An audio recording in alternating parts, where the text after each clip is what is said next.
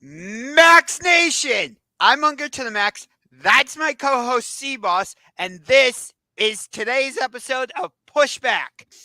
Yes, I know we did not do an episode last week. We're getting back into the swing of things. Trust me, our schedules are a little bit chaotic right now. Like, I have a wedding this week in Arizona, then I have a week off, and then I have another wedding the following weekend out in New York. So, yeah, a little bit chaotic. But anyway, enough about all the logistics and all that. Because we're here, we're doing pushback, it's our thing. Okay? Okay. So before we get going, if you haven't done so already, make sure you punch that subscribe button like a UFC fighter, hit the like button with the Judas effect, courtesy of Chris Jericho, and deliver a coup de grace to the notification bell, courtesy of the demon, Finn Balor.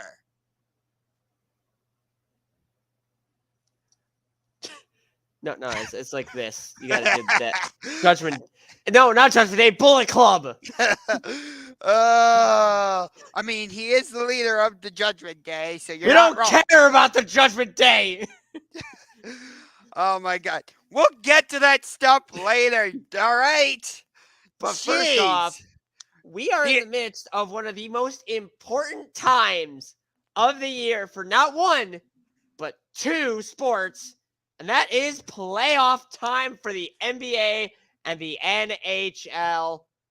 Let's start with the NBA stuff. Let's talk about, obviously, the Cleveland Cavaliers and New York Knicks. We'll get to Cleveland Cavaliers. We'll actually get to that game in the second segment.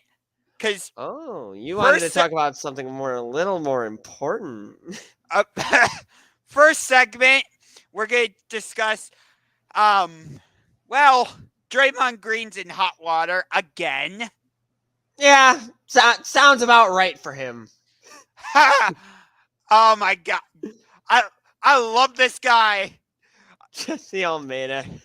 We want to beat Milwaukee in round 2 as well. We want to meet the Celtics in round 3. Jesse knows how badly I want to see the Celtics and Cavaliers meet in the playoffs. Jesse, he and I have expressed that to each other of how badly we want to see. I think we both want to see it. All three of us do. All three of us want to see it. Because that regular season series was insane. Yes. But let's start with the Kings and the Warriors.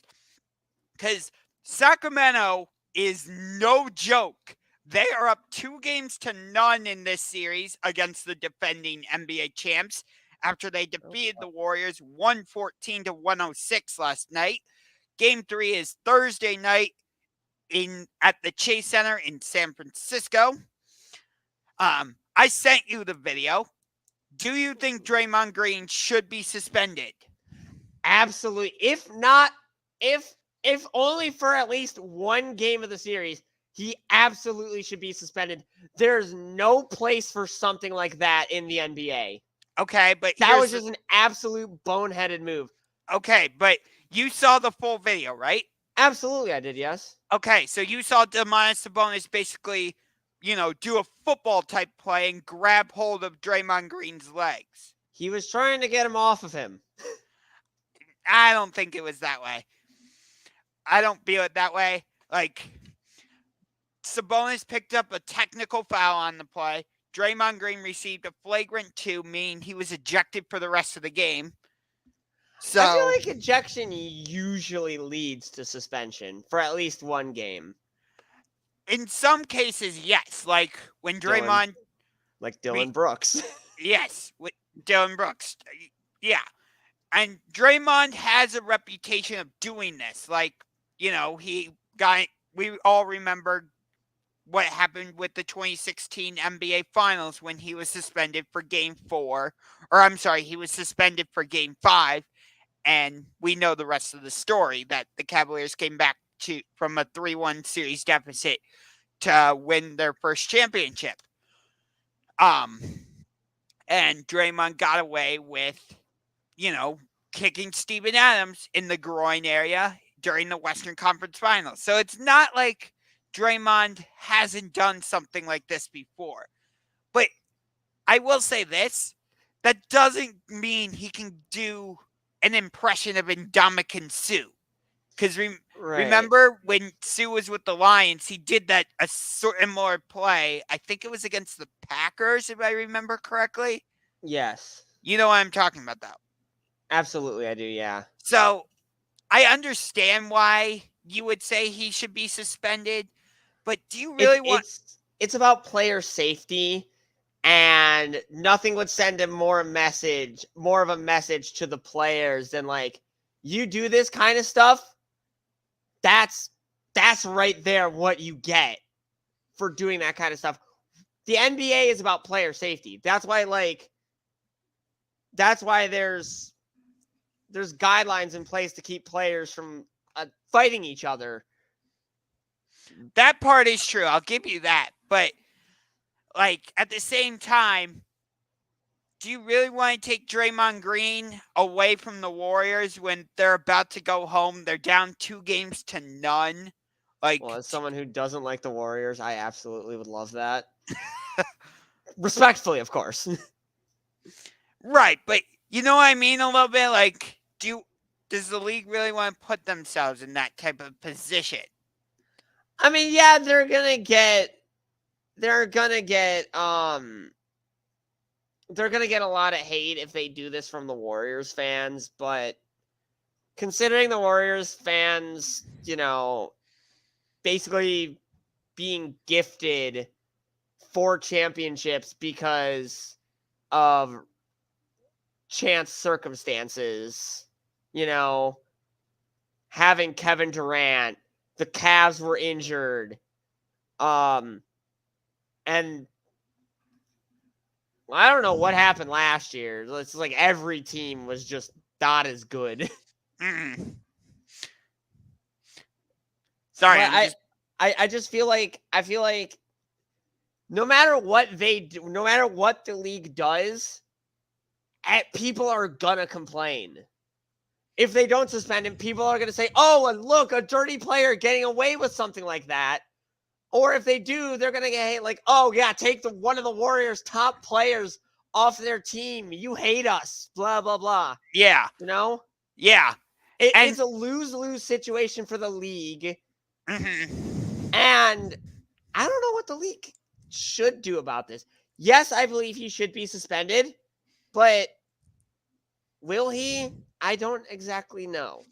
Yeah, it's hard to say what to do in this situation because, like, he got the flagrant 2, but at the same time, Domantas Sabonis got a technical foul. So, like, right. Not to say the technical foul necessarily negates the flagrant, because it doesn't, but, like, if you're going to give Sabonis a technical foul in that situation...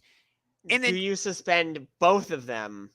No, I'm not saying that, but, like, because I guess what I'm saying is because you gave Sabonis the technical foul, that kind of devalues the flagrant foul a little bit, does it not?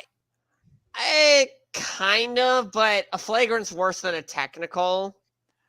Right, because, like, a flagrant foul means, like, you're doing something that could possibly harm a player, which I get that. Right.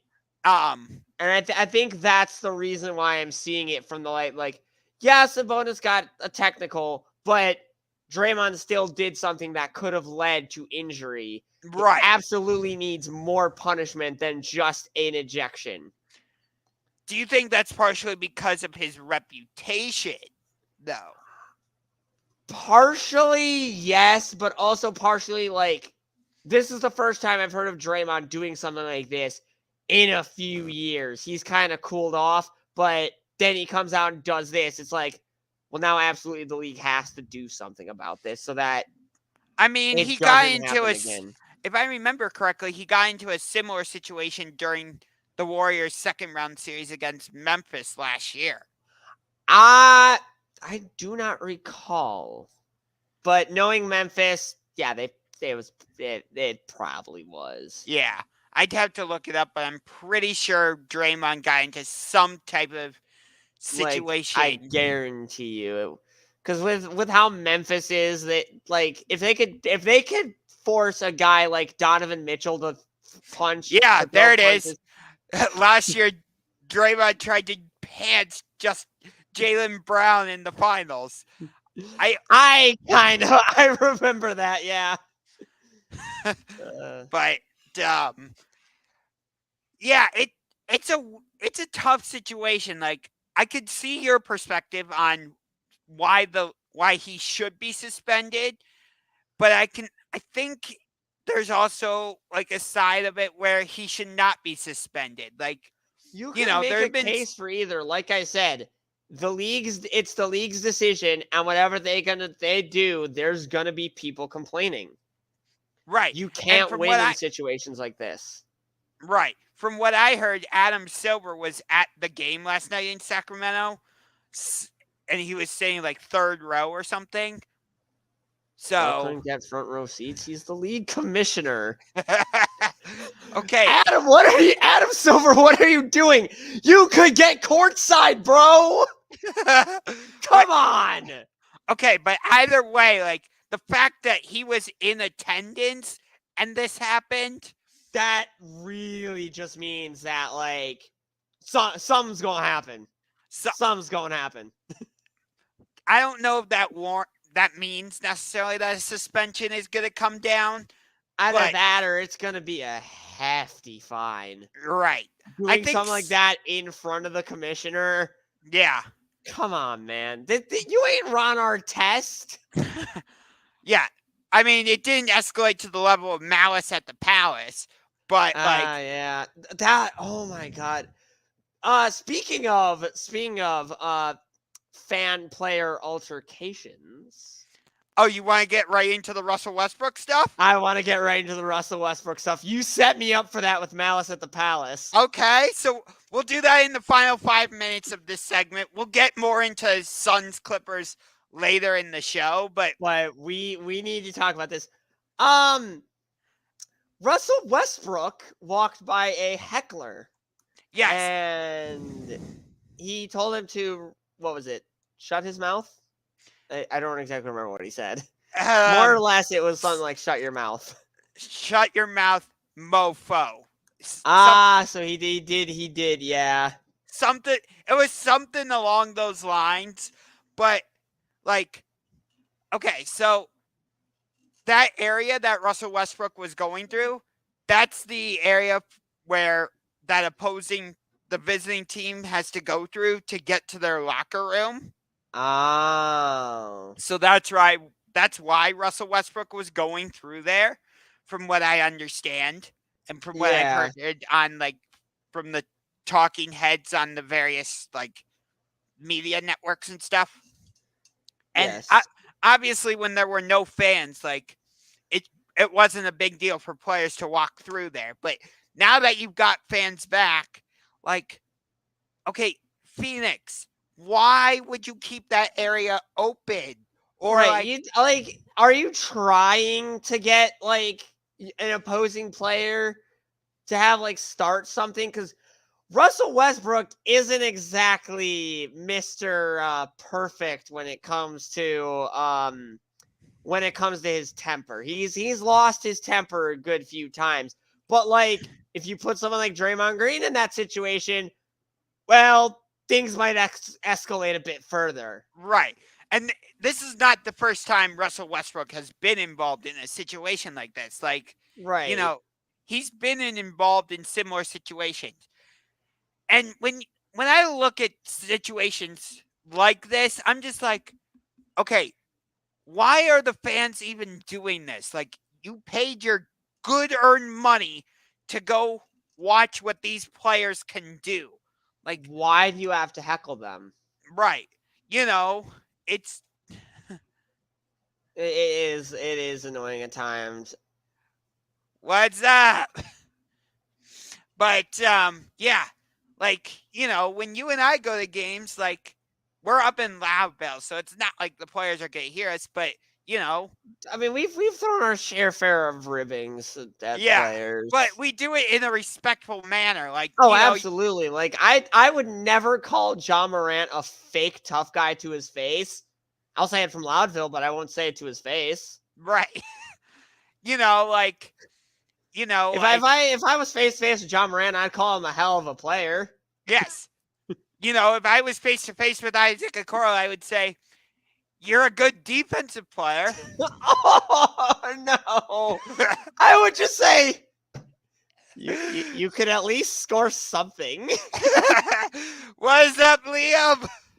Hey, I love it. We got Jesse in here. We got Daniel in here. We got Liam in here. This is great. Yeah.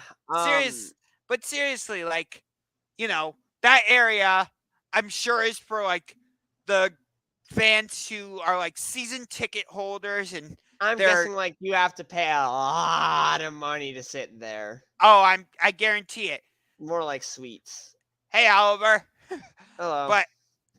But yeah. So if you're gonna pay like that high level of money to like be in that area, don't risk getting kicked out by heckling a player. Come on. Like, I know Russell Westbrook didn't have the greatest game in the first half, but as you said, like his reputation is he's a bit of a hothead, like very emotional.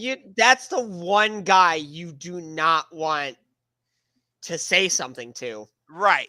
Because as you saw in the Twitter video, like, well, he will respond back to you. Oh, absolutely he will. Yeah. And that fan should be lucky it didn't,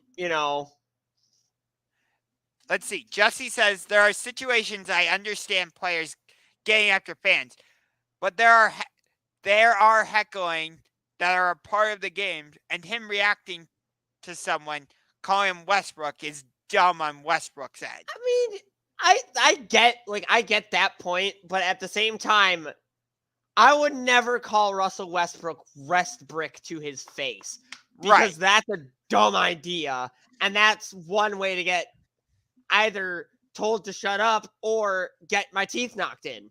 Right.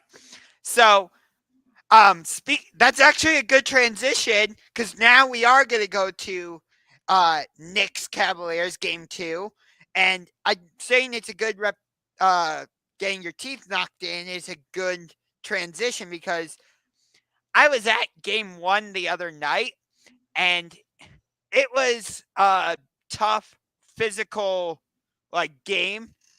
But I'd expect that from these two teams. Yes.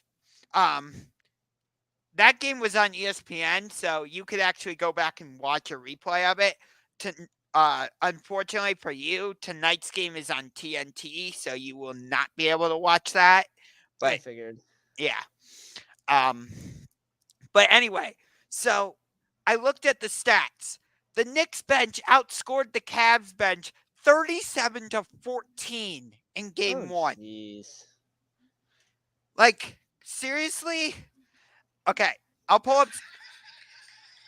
No, I don't want to watch Impractical Jokers. Not right now. Yeah, not while we're doing the show. I meant that annoying moment when you go to click on the ESPN app and you accidentally click on the Spectrum TV app. Ooh, I don't have that app. Okay, so yeah, the Knicks had 18 assists. The Cavs had 20, so that's good. The Knicks out-rebounded the Cavs 51-38. 51-30. Cavs, you got to do better. Like, I was talking to someone today, and they made an interesting point about like it was first playoff game jitters for many of these players, and I 100% agree there. Like, I will not hear that because guess what?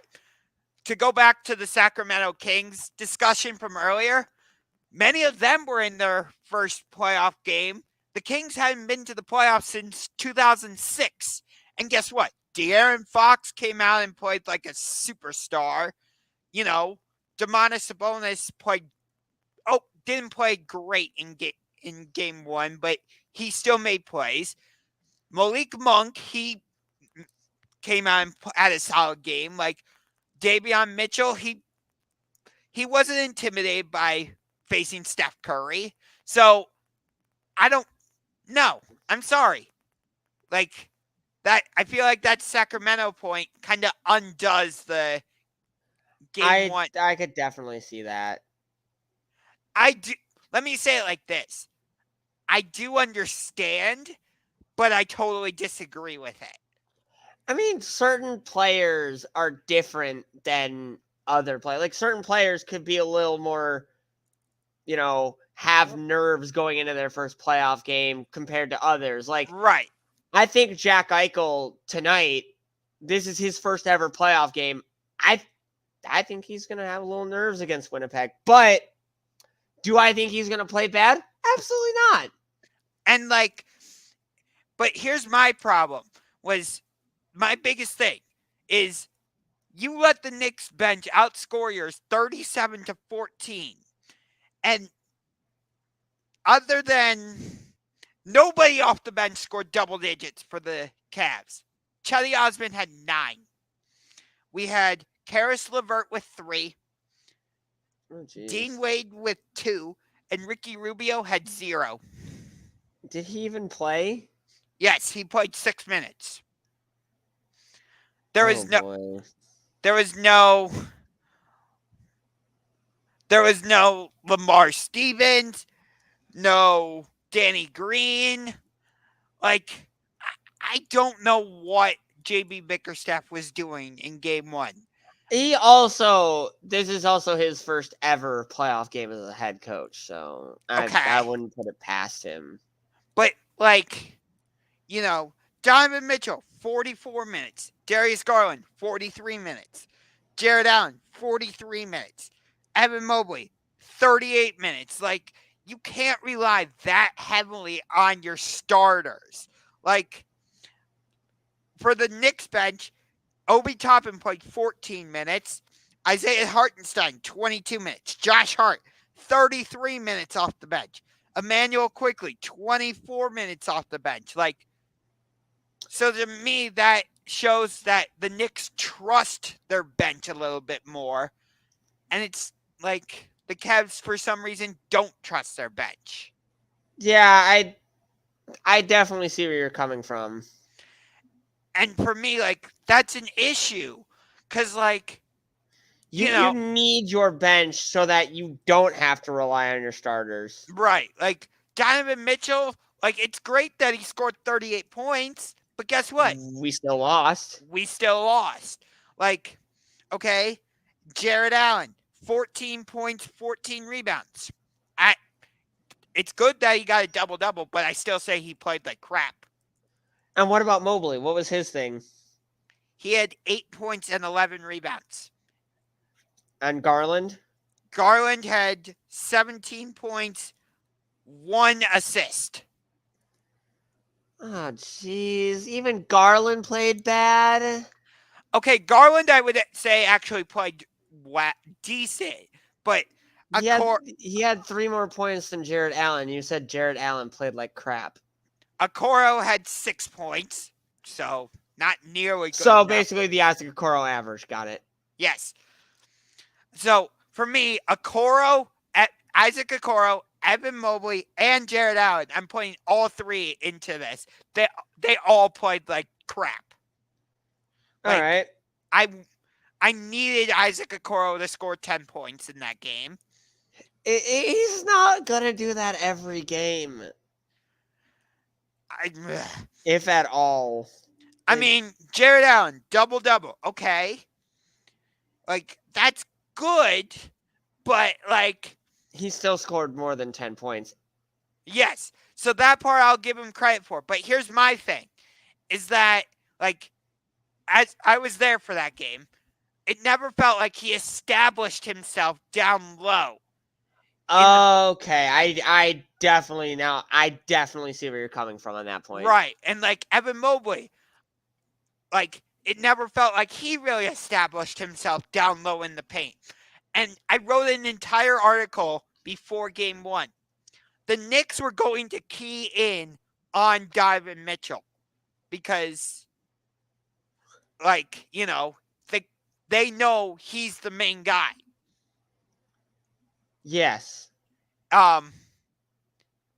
it's actually how much Mobley has stepped back this year. Yeah, I would say Mobley has definitely taken a step back this season.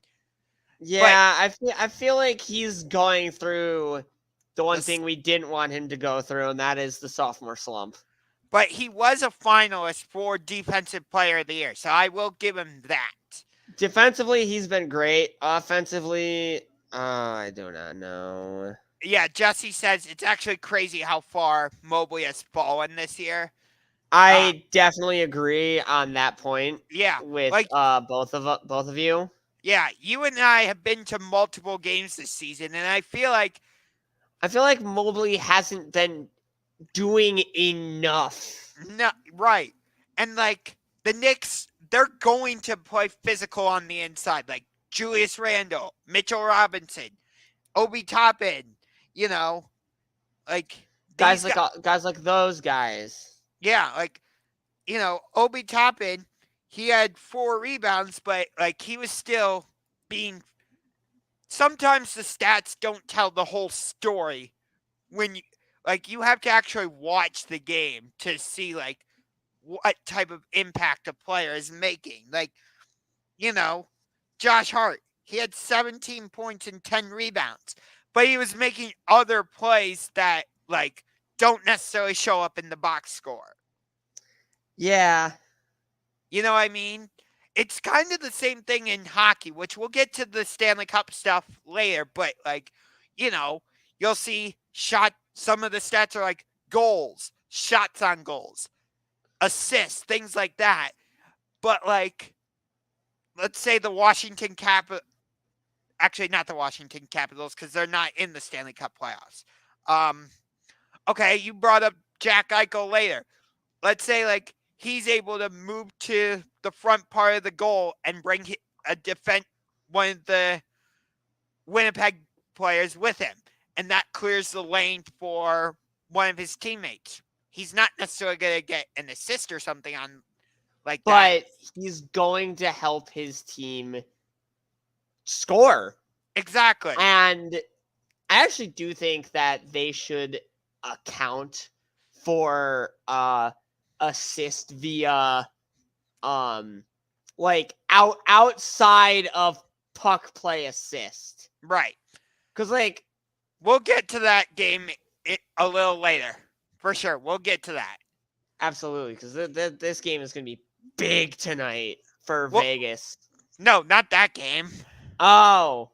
Borg was asking about do you think the Lakers are going to sweep the Grizzlies?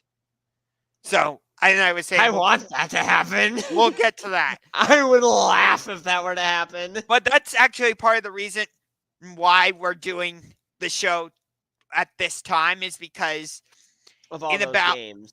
In about 2.5 hours or so, the Game 2 of the Knicks and Cavaliers is happening at Rocket Mortgage Fieldhouse. And it's a must-win for the Cavs tonight. Because you do not want to go down 0-2 against the Knicks going back to Madison Square Garden. No, you do not. That is something that just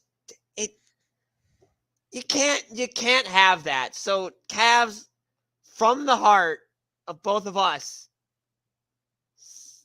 when we're gonna go back to our old show on this one, step it up. Oh, nice. Yeah, I talked about this in my previous video. Like the Cavs have this tendency. You and I have seen it in person where they come out sluggishly, and it just allows the opponent to take control. And that's what we can't have that. We can't have that. Yeah, with the playoffs. Right. If you're gonna start slow, don't do it in the playoffs. Right. Like, how many times did you and I say that when we were at games? Like, this is not going to fly in the playoffs. Right. And it came back to bite us because, the Knicks' biggest lead of the game was 12, and the Cavs' biggest lead of the game, 2. Oh, jeez. Yeah, you can't have that. So, it's just like, if you come out sluggishly and allow the opponent to take control of the game, you're facing an uphill climb the rest of the way, and like it's not going to work. So the Cavs need to come out tonight and establish that, hey, you're on our home floor. We're not going to allow you to take both games here in Cleveland.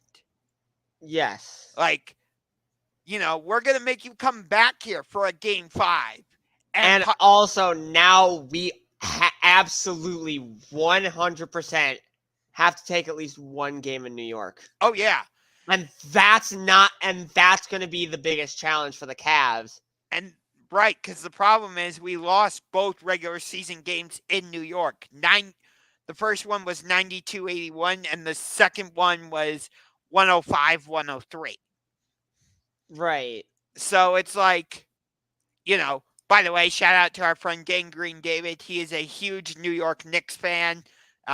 So I guarantee he's going to be watching tonight. And he'll be watching on, I think it's, Friday, and then Game 4 is on Sunday. I think he said he's actually going to Game 4 on Sunday. I believe that's right. It was either Game 3 or Game 4, one of those. Yeah, two. But this is a must-win for the Cavs tonight. This is a must-win for the Cavs. And it's not often you say Game 2 is a must-win for a team, but, there's a couple other teams we'll get to in a minute where it's like they have to win Game 2 of their respective series or they're done. Basically, they won't be able to climb out of that hole, and it's over. Right. I could even argue Game 2 was a must-win last night for Sacramento, even though they took Game 1 of the series. Because now they put pressure on Golden State to have to come home and take care of business in their home building. Because you don't want to allow the Kings to come in, take either Game 3 or Game 4, and then, have to go and then make the Warriors come back to Sacramento down 3-1. So, or have Sacramento take, or the Warriors definitely don't want this scenario and have the Sacramento Kings come in and take both games and get because swept. Then it's over.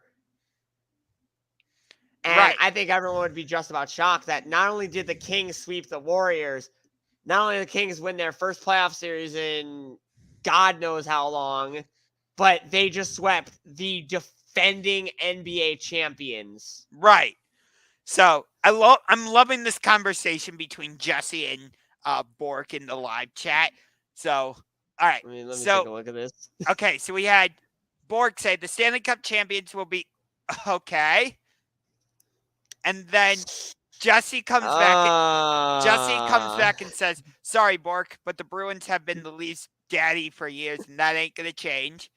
And then Bork comes back with the Bruins are gonna choke in the playoffs. Mark my words.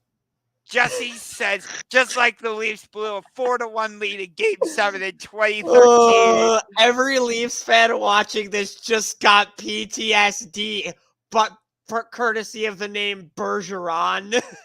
Yep. And then Bork goes, "Don't remind me on that, Jesse."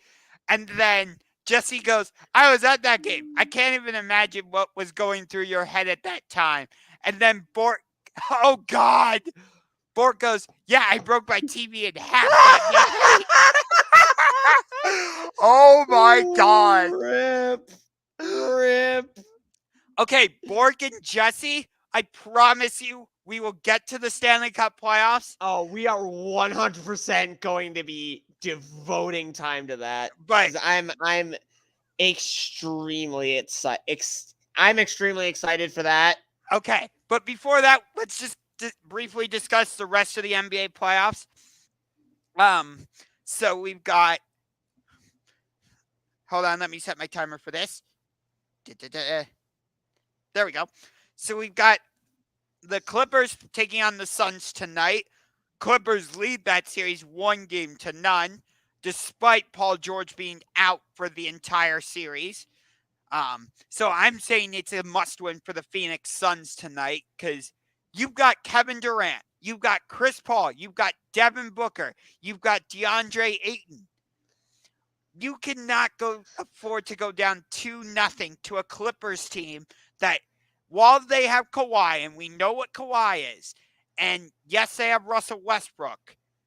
We kind of know what Russell Westbrook is. Yes, but still, as people are picking the Suns to come out of the West and be in the NBA Finals, you cannot afford to go down 2-0 on your home. Absolutely, you cannot. That is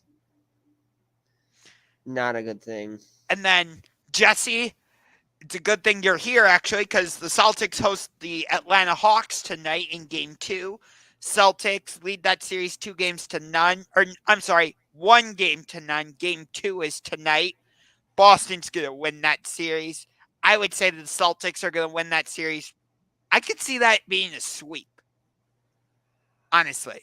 I have to agree with you. I think that the Hawks just do not have it in them. Yeah. Especially against a tough Celtics team that, made the finals last year and has been just on a quick fast track this season to possibly getting back there. They're on a collision course probably to meet the Milwaukee Bucks in the Eastern Conference Finals.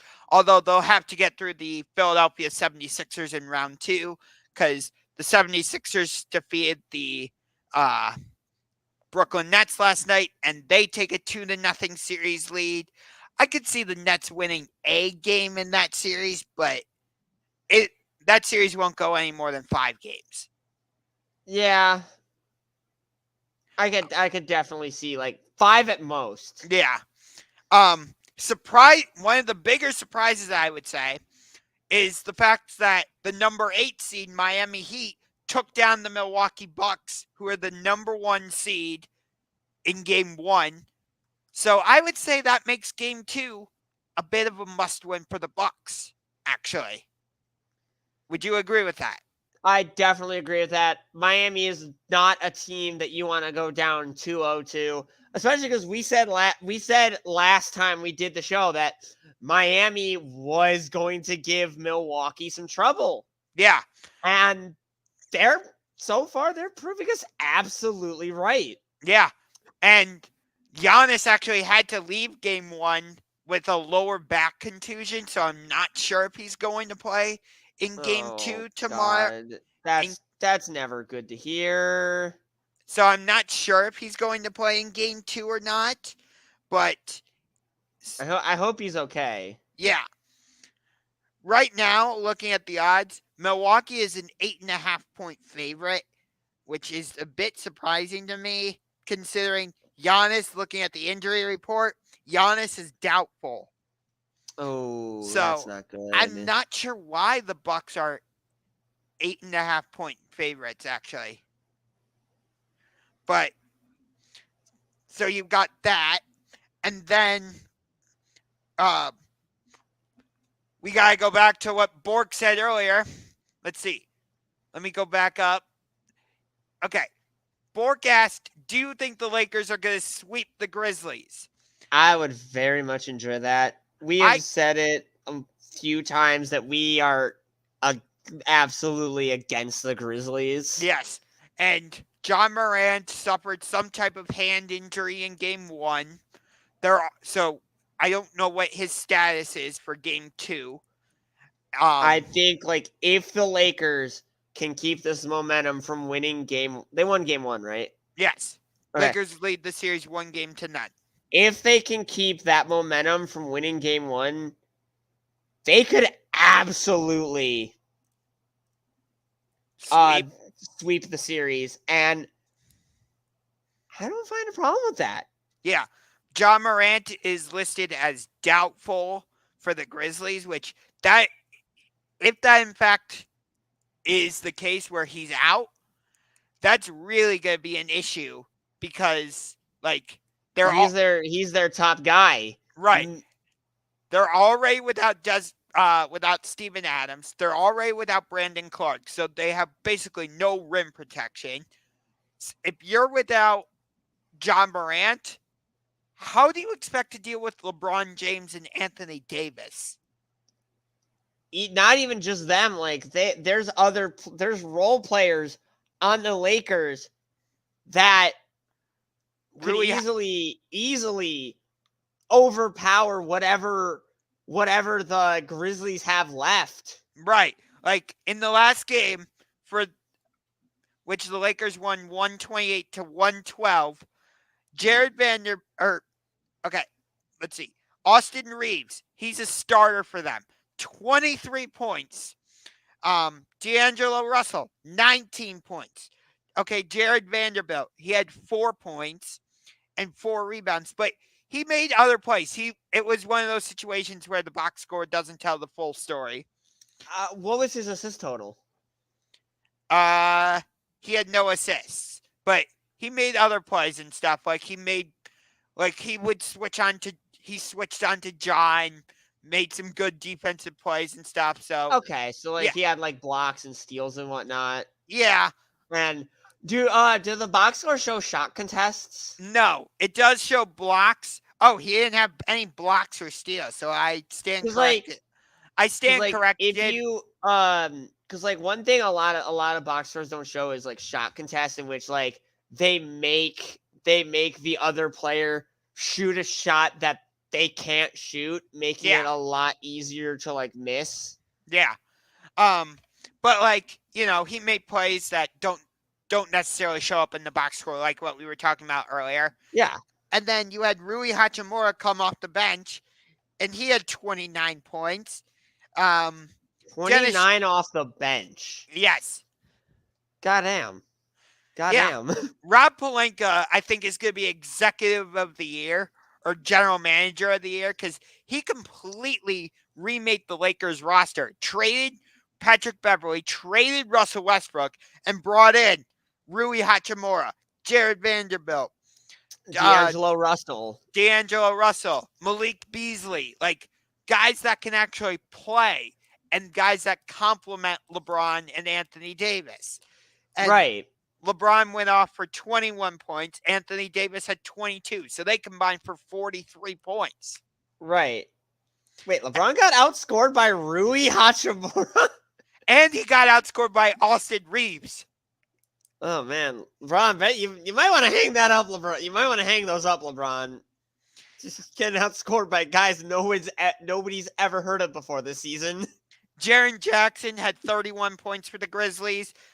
Dylan Brooks, our favorite guy ever, he had 15 points. John Morant had 18, so he only outscored Dylan Brooks by 3. And that's y'all best player. And Desmond Bane had 22 points. Nobody came off the bench to score double-digit points for the Grizzlies. The guy that came the closest was Tyus Jones. He had 9. So we were talking about how the Cavs bench needs to step up. Maybe Memphis should say the same for their bench. Yes, but here's the thing. Memphis actually played a bunch of guys off their bench. They had Aldama, Zaire Williams, Lofton Jr. I forgot they had Zaire Williams. David Roddy, Tyus Jones, Conchar, Luke Kennard. Like basically their entire bench played. Whereas for us, it was only Chetty Osman, Ricky Rubio, and Karis LeVert. Like I said, Lamar Stevens didn't see any playing time. I wanted him to come into the game because he could have actually played defense on Jalen Brunson and slowed them down, and possibly we could have won that game because we did have the lead late in that game. But we'll see. Yeah. And then with the Timberwolves and Nuggets, I think the Nuggets are probably going to sweep that series. I really don't care about that series. What, the Nuggets and the Timberwolves? The Timberwolves aren't that good, though. Yeah, they're not. Like the Timberwolves in game 1, the Nuggets beat them 109-80 in game 1. Oh, pack it up, Timberwolves. Maybe next year you'll actually achieve playoff greatness. Just not this year. Yeah, the Timberwolves have to be one of the most dysfunctional teams I have ever seen. Because, you heard about the Kyle Anderson, Rudy Gobert stuff. They got Gobert. Gobert punched his own teammate. Yes, personally for me, I wouldn't the Timberwolves suspended him for 1 game. Me, I wouldn't have suspended him for 1 game. I wouldn't have suspended him for 2 games. I would have suspended him for 3. But then you go putting your own team at a disadvantage there. Fair, but if you're going to make a playoff push and you have to suspend a player, you're going to suspend them for the minimum amount of games. It's not about what's fair for the players. It's about winning. Fair point. But so we got about 4 minutes left in this segment. Okay, so I know we've had a couple game 2s already in some of these series. Oh, what does Jesse say? Jesse says the Gobert trade was one of the worst trades of all time. Yes, absolutely it was. Yes, Utah absolutely fleeced Minnesota, and then I don't think Minnesota cares. No, they don't. They pushed the Grizzlies to 6 games in the first round last season. And now they're getting blown out by Denver 101-80. 109-80. 109-80. So it's worse than I thought? Yes. Oh, I would be more upset if I actually cared about Minnesota. Minnesota's slowly getting to the point where they're not at the level of Memphis for me, but I'm slowly starting to not like them. I just don't care. It's another team for me. It's another team in the way. Yeah. They haven't had anyone truly good since Kevin Garnett. Yeah, actually, you're right about Wiggins didn't achieve his greatness until he was with the Warriors. Right. Karl Anthony Towns is the most inconsistent player on the NBA roster today. Ant-Man has been fantastic for them. Still young. He's still a bit young. Give him maybe 5-6 years to see what he's truly, Or I guess if he leaves in that time and joins another team and wins a ring, we'll say, another Minnesota mistake.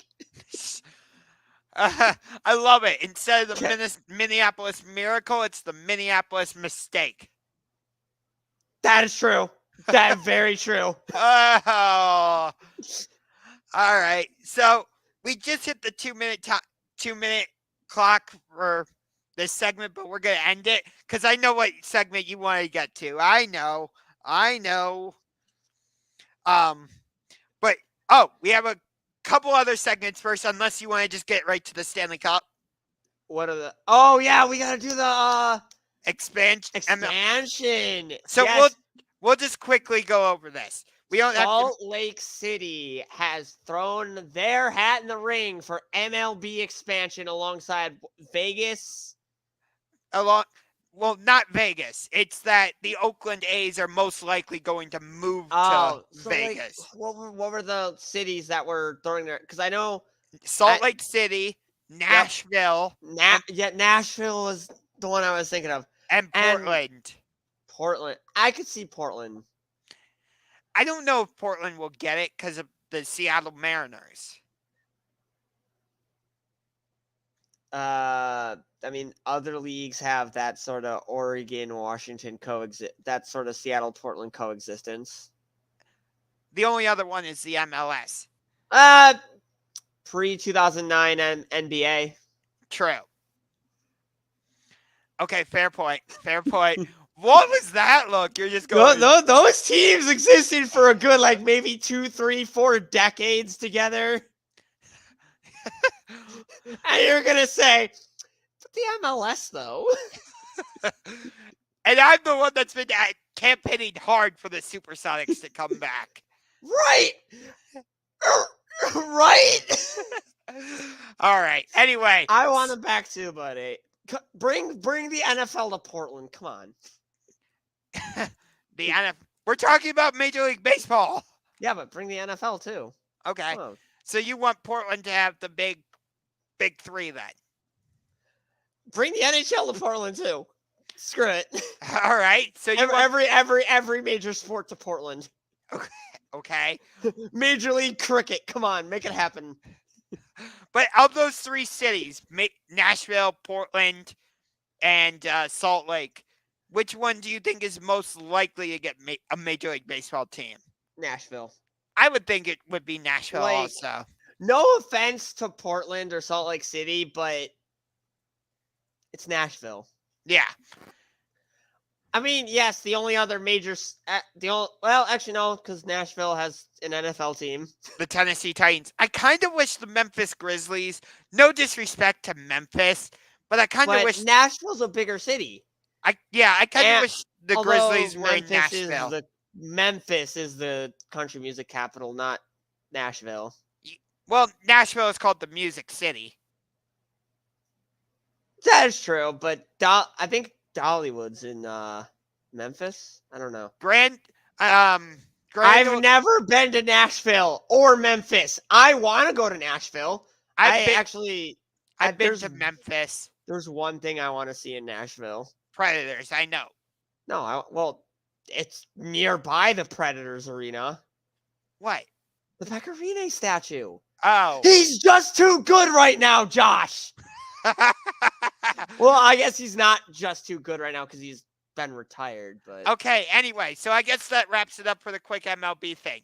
And then in NFL news, Odell Beckham Jr. signed with the Baltimore Ravens. We're not going to get into that whole Lamar Jackson. We don't want to. We just don't. Yeah, no thanks. And then Jalen Hurts signed an extension with the Philadelphia Eagles. So we'll see how that affects. Oh, he did?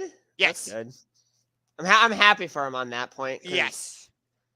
He deserves that payday after carrying that team to a Super Bowl and then watching his hopes and dreams fade away. Yes. Because he cannot throw. He cannot throw the deep ball. And that is depressing. No. What? He threw the deep ball a number of times in the Super Bowl. What are you talking about? Not when it counted. Okay.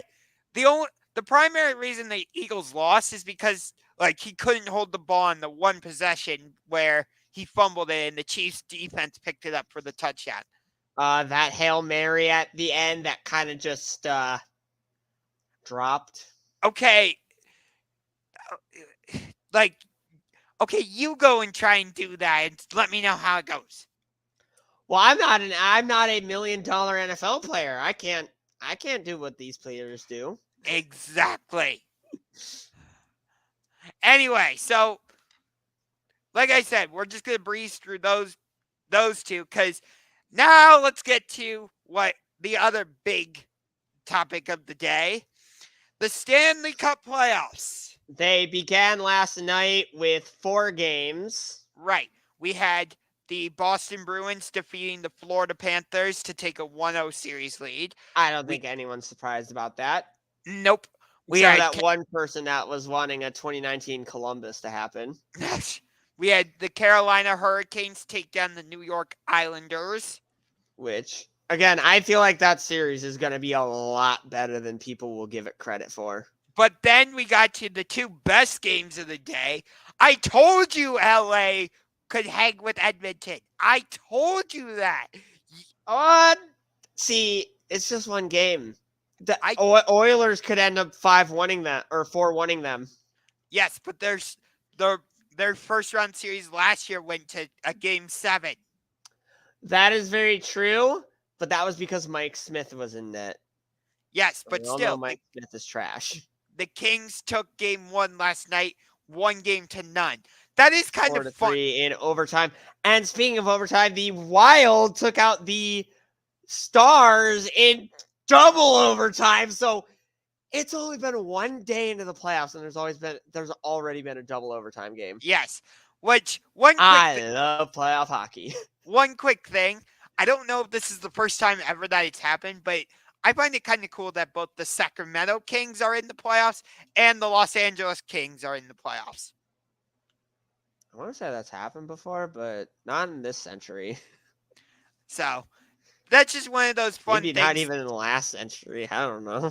That's just one of those fun topics that I like to point out. You know. Now, looking forward to today's slate of games, we have the Seattle Kraken versus the Colorado Avalanche. I think Colorado's going to take that game, but I wouldn't be surprised if Seattle took the series.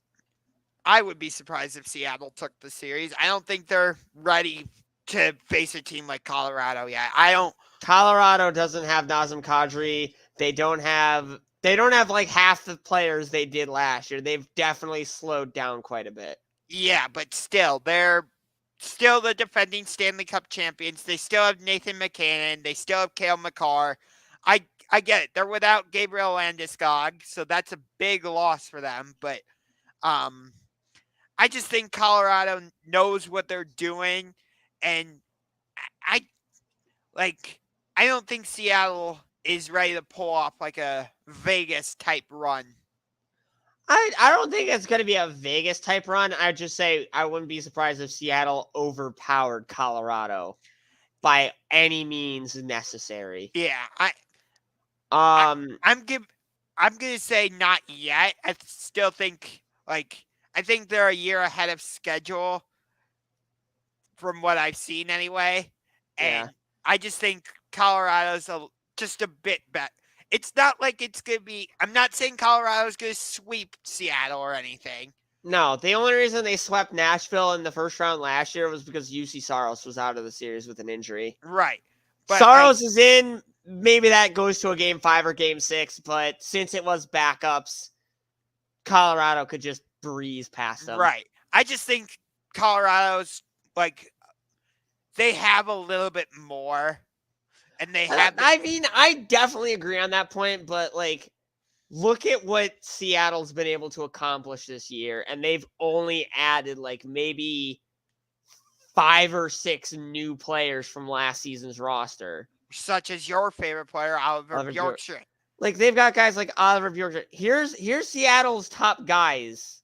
Barzal, isn't Barzal there? Matt Barzal, I think, or is he still with the Islanders? No, he's with Seattle. Let me take a look at Seattle right now. Okay, yeah, give me the Seattle's roster or some of their top guys. Roster. So you've got it's either Matt or Marty Beniers, Oliver Bjorkstrand, Andrei Burakovsky, Ryan Donato, Eunice Donskoy, Jordan Eberle, Jay Froden, Morgan Geekie, Yanni Gourde. Okay, so Jared McCann. Okay, so Barzal, I think. I think that means Barzal's still with the Islanders. Yeah. And then look at some of their guys on defense: Vince Dunn, Cale Fleury, Jamie Oleksiak, Adam Larson. Oh, trust me. Seattle has some nice players. I'm not denying that, but I just don't think they're. I just think they're still a year too soon. I mean, I definitely agree on that point, but at the same time, do not count them out at all. No, I'm not. I think they could push this series to a Game 6, but I just think Colorado has that championship pedigree. Sure, they don't have they don't have some of the same players they had last year, but they still have Nathan McKinnon. They still have Cale Makar. Igor Shesterkin not Shesterkin. He's with the Rangers. Jared McCann and Jamie Oleksiak are their top guys. Who's the goalie the Avalanche traded for from the Rangers? It's not Shesterkin. Georgiev. Oh yeah. I like Georgiev in net for the Avalanche. They also have Jack Johnson, former Penguin, Blue Jacket, and Ranger. Yeah. So defense. I just think Colorado has a little bit more of that championship pedigree. I mean, I definitely 100% agree with you. I feel like if Seattle really wants to make some noise and they want to get it done this year, this is the series to do it. So could you imagine a team that's only in their second season beating the defending Stanley Cup champions at their own game? Okay, so let me ask you this then. Based off of everything you're saying, are you calling game 1 between the Kraken and Avalanche a must-win for Seattle? It's a must-win for Seattle. If they lose, that's going to get in their heads. And they're going to be like, well, we knew this was going to happen. Might as well make it a series. But if they win, that morale boost can carry momentum into game 2, and they could potentially put Colorado down 2-0. Okay. So we've got Seattle, Colorado. We've got Tampa Bay, Toronto. I cannot wait for that series. Didn't they do that one last year? Yep. And it went the full 7. And it went to full 7, and Toronto once again didn't win. No. Yeah. I said this earlier. I said Colorado, or not Colorado, Toronto. I want Toronto. I want Toronto to make it past the first round. But history's not on their side. It's been since 2004. Yep. That's what Borg said earlier. The Stanley Cup champions will be the Toronto Maple Leafs if they can get past the first round. I don't think they can. Yeah, I think especially against a team that has not been to the last one. Not the last 2, but the last 3 Stanley Cup finals. And I don't think Tampa Bay's reign of terror is over yet. I definitely don't think it's over. I think it's just begun. I could see the Lightning possibly taking out the Bruins in the second round. I actually have that happening. Ooh, okay. I have my Stanley Cup final prediction is Edmonton over Carolina. Interesting. Rematch of 2006. I said the exact same thing. I'm like, rematch? No. Revenge for 2006. Okay. I'd have to look at the bracket. But we also have Rangers, Devils. I was going to talk about that one last. Let's talk about Vegas, Winnipeg first. Rematch of the 2018 Western Conference Finals. I have Vegas taking this one in 6. I have Vegas in 5. I could see 5, but I think there's going to be one of those games where, what's that goalie for Winnipeg? Connor Hellebuck. Connor Hellebuck's going to stand on his head, and he's going to force 6. Oh, like Martin Jones did for the Sharks against the Penguins? And Pecorine. Don't forget about Pecorine. It's like you're secretly a Nashville Predators fan or something. I'm not. I just appreciate good humor. And urinating tree is good humor. But, yeah, I just think Vegas has too much on offense. Vegas has too much on offense. They've got Jonathan Marchessault. They have William Karlsson. They have, we were just talking about him earlier and I forgot the name. Jack Eichel. Yeah, Jack Eichel. And then, I'm trying to think of who Pietrangelo. No. Pietrangelo's defenseman. Okay. I low-key forgot he was even there. I don't know who their starting goalie is going to be because they trade for Jonathan Quick, but that hasn't really panned out. It's either going to be Quick or do they still have what's his name? No, they don't have Marc-Andre Fleury. He's with Not Minnesota. Him, the other one. Malcolm the one Subban? whose nickname is Panda. Malcolm Subban? No, different guy. No, they traded Malcolm Subban for this guy. I have 3 seasons ago. Logan Thompson? No, not Logan Thompson. I'm trying to remember his name. Oh, wait, no, he wouldn't be with the team because he was on like a mental health break or something like that. The only other goalie they have is Lauren Brassard. Oh, so they don't have him. Yeah, they have Jonathan Quick, Logan Thompson, and Lauren Brassard. Logan Thompson hasn't been bad this season at all. He's good enough. He will make it. He will make it for them. We'll see. I think that Vegas' scoring is too much, so their defense and their goaltending doesn't really need to be a factor. Okay. You know?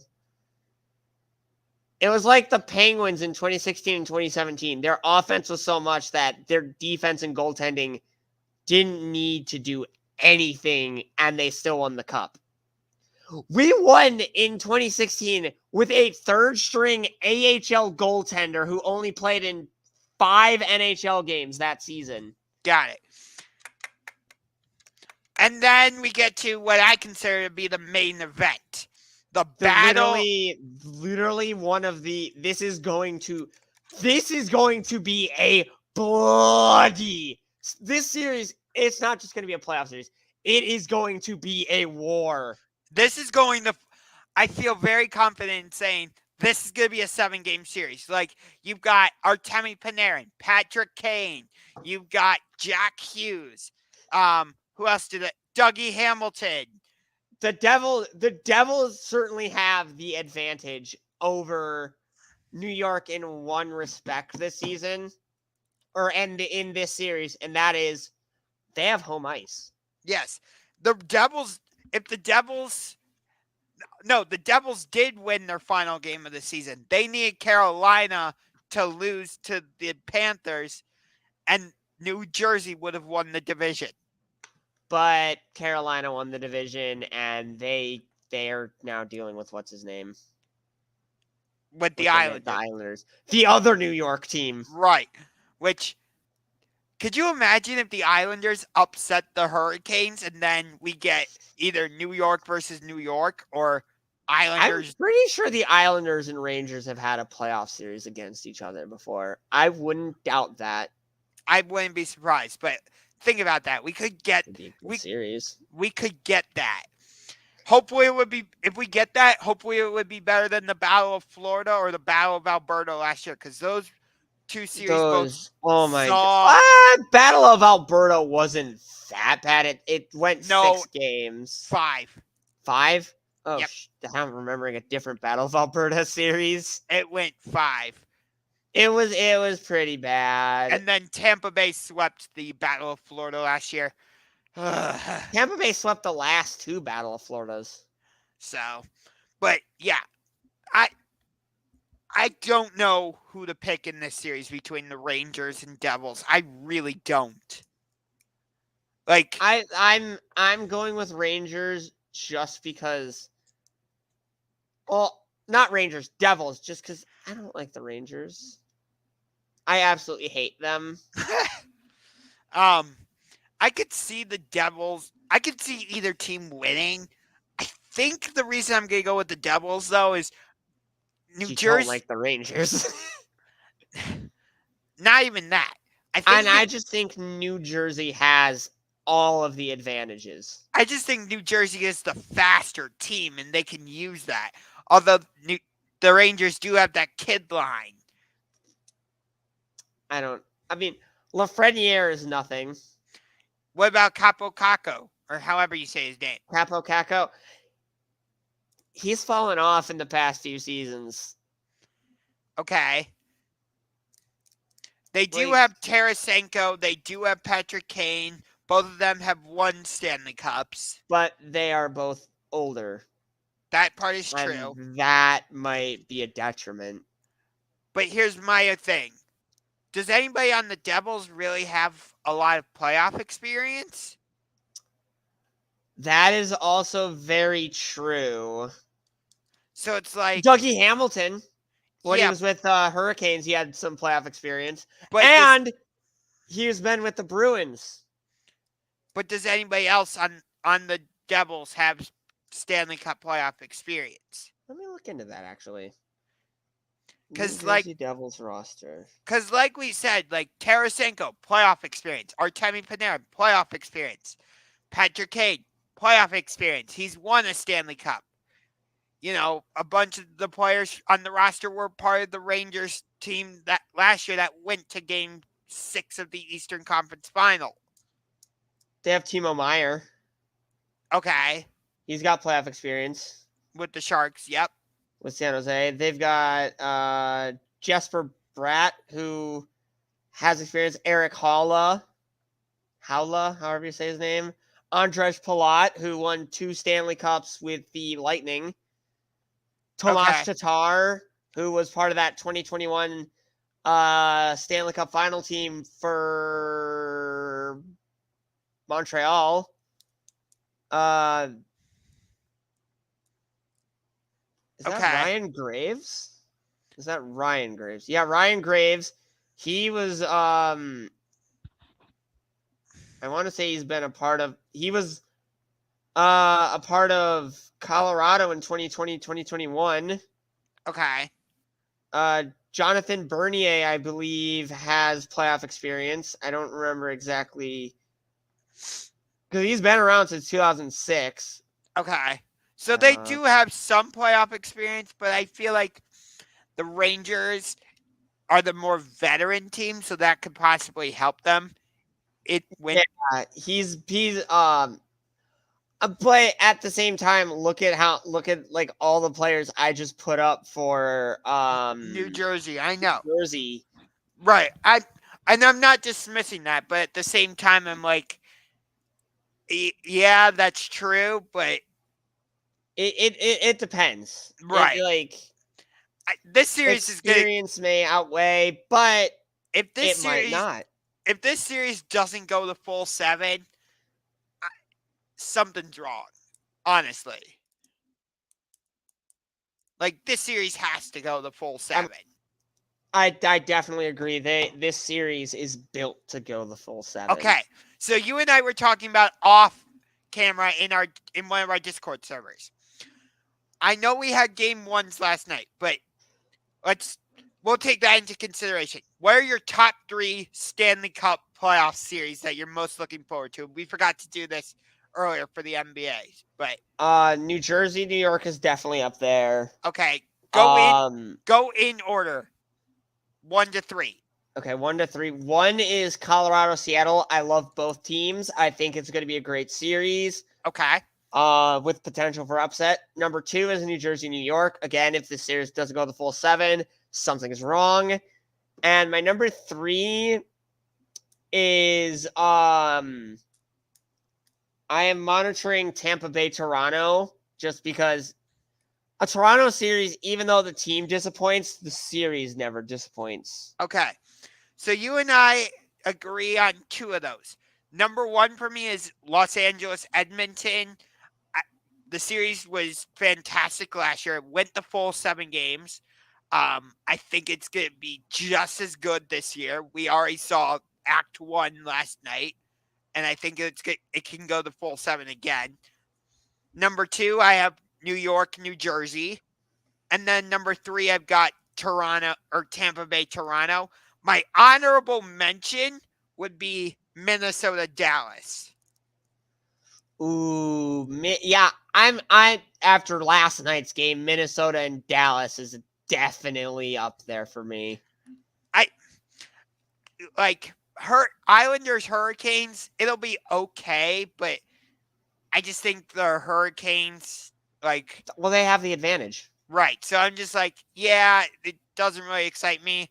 And then Avalanche, Kraken, like I said, it'll be a pretty evenly matched series, but I think Colorado just is a little bit better. So I'm definitely giving advantage to Colorado, but I just think that with how unpredictable the NHL playoffs is, there's always potential for upset. And right.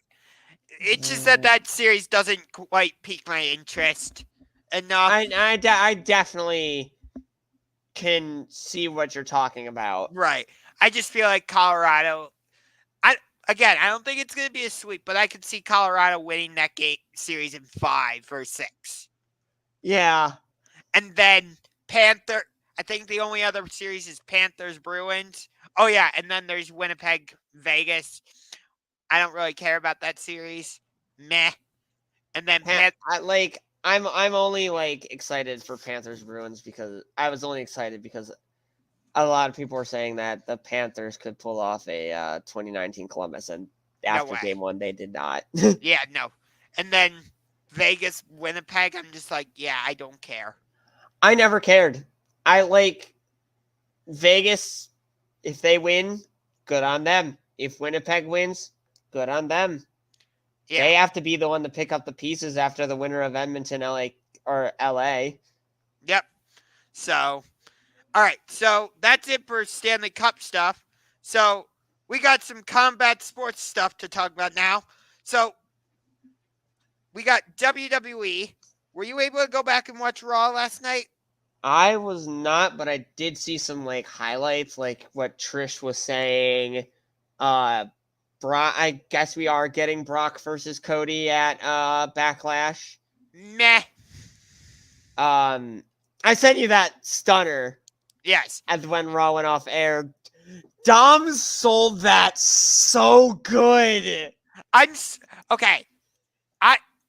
I was following along with the conversation you and some of the other guys were having in the server today. Finn Balor is so good. I don't know why he gets disrespected so much. So, I like Finn Balor. Finn Balor is one of my favorite wrestlers. I just think that what he's doing with the Judgment Day right now is an absolute waste of his character. He could be in the main event, but no, he's stuck in the mid-card babysitting a wannabe Baron Corbin and a wannabe Eddie Guerrero. Okay, so I think part of the problem is he hasn't been able to get away from this Edge storyline.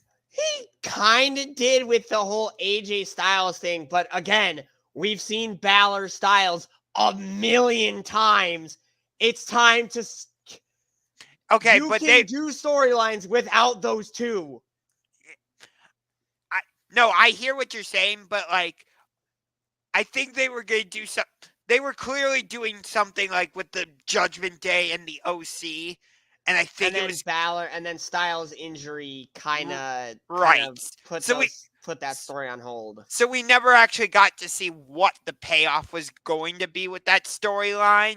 I think the payoff was going to be at Elimination Chamber. We would have gotten a full-on 8-man mixed tag match between Damian Priest, Dominic Mysterio, Rhea Ripley, and Finn Balor versus AJ Styles, Carl Anderson, Luke Gallows, and Mia Yim. Which I would have been totally okay with that. I would have loved it if at War Games they would have done a mixed War Games tag team, mixed War Games match. I don't think they could with Rhea Ripley they could do that. I mean, they're basically teasing Rhea versus Solo, and I am all for that. Yes. That would be like China going up against Umaga, and I want to see that. I want to see that. I mean, give us Rhea versus Solo. Okay. Let it go 20 minutes. And have Rhea win. Ooh, should Rhea should be the one to take the title off of Roman. I showed you that meme. I would love to have Rhea take. She could be she could be the undisputed SmackDown Universal Women's Champion. Oh, jeez. But no, Queen of SmackDown. But no, I hear what you're saying about Balor, but for me, it's this Edge storyline just wouldn't go away. Yes, but okay. Let me give you this. Outside of the Edge and AJ Styles storyline, what has Finn Balor done since joining the Judgment Day? Has he gotten any title shots? Has he had any main event matches other than tag team titles, because I know there was that match at Raw is 30, but he hasn't done anything of note since joining the Judgment Day. And yes, it may be the fault of booking, but I feel like, as a fan of Finn Balor, I feel like the Judgment Day is dragging him down. I feel like that. Okay, let me say this. I will agree with you about the Judgment Day dragging someone down, but not Finn Balor. It's Damian Priest. I mean, he can't cut a promo. But like yes, he was U.S. champion. Yes, he did. He had a match at WrestleMania 37 against where he teamed up with Bad Bunny. Bad Bunny against The Miz and Morrison, wasn't it? Yes. But like, he hasn't. Think about this. At WrestleMania, Finn Balor had a Hell in a Cell match against Edge. Rhea Ripley. She had SmackDown Women's Champion match against Charlotte Flair. Dominic Mysterio had that amazing match with Rey Mysterio. What did Damian belt? What did Damian Priest get? Nothing. He handed a chain to Dominic Mysterio, which was then taken away by Bad Bunny. Okay, but Damian Priest didn't have a match or even. I definitely agree there that Damian Priest is being. Okay, I feel like the only person who has so far benefited from being in the Judgment Day has been Rhea Ripley. Dominic has benefited too, because think about how much. Has he held a title? No, but he has, since joining the Judgment Day and taking on this whole like prison Dom. Ugh, I hate that character. But that's what you're supposed to do. You're supposed to hate him. But also, at the same time, his promo skills are just not good. Okay. I mean, neither are Damian's, to be fair. But again, you don't like Dominic Mysterio, right? Of course. He's the annoying. Point. His promos are cringe. Okay, fair. But again, you're not supposed to like Dominic Mysterio. But the thing is, I'm also not supposed to like Damian Priest. I'm also not supposed to like Rhea Ripley. I'm not supposed to like Finn Balor. And yes, I'm neutral on Damian, but I still love Finn Balor and Rhea Ripley. The Judgment Day is not doing a good job of being heels because two of the biggest members of the group who you're supposed to hate, you end up liking. Okay, fair. But then again, Rhea Ripley's good no matter what role she plays. I think she's going to face Zelina Vega at Backlash for the title. Why? What has Zelina Vega done? I think no offense to Zelina Vega. I think it's part of this Judgment Day versus LWO, yeah. Yeah. Because the way they ended Raw last night was faction warfare. They had Kevin Owens, Sami Zayn, and Matt Riddle. And then forget about the original bro, man. And then the Bloodline came out, and then the LWO came out. And then the Judgment Day was in the ring. So yeah, it was just people were getting tossed into Alan the announce table, Rito the ring post. I think people were getting thrown into the ring apron, which, according to Simon Miller, is the hardest part of the ring. It's the hardest part of the ring, man. You ever get hit on that thing, man, that thing hurts.